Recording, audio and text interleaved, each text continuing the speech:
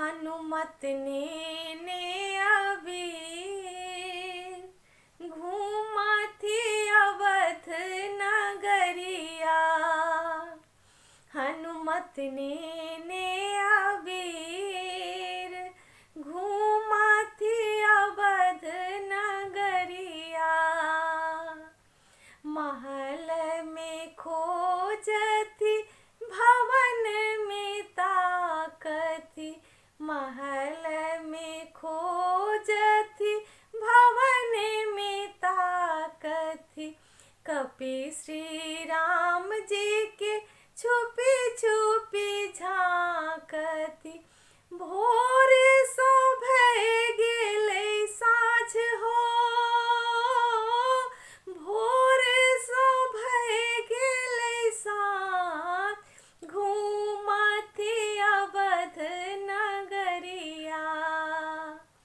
हनुमत ने अबीर घूमा थी अवध नगरिया। राम जी हनुमत सा रंग लगबेलथि। राम जी हनुमत सा रंग लगबेलथि।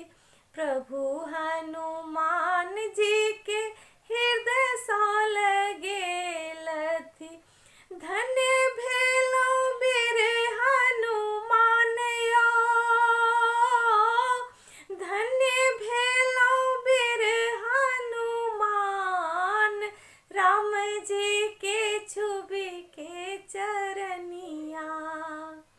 हनुमत ने अबीर घूमा थी अवध नगरिया।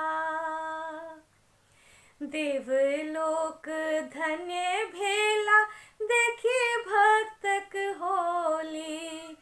देवलोक धन्य भेला देखी भक्तक होली।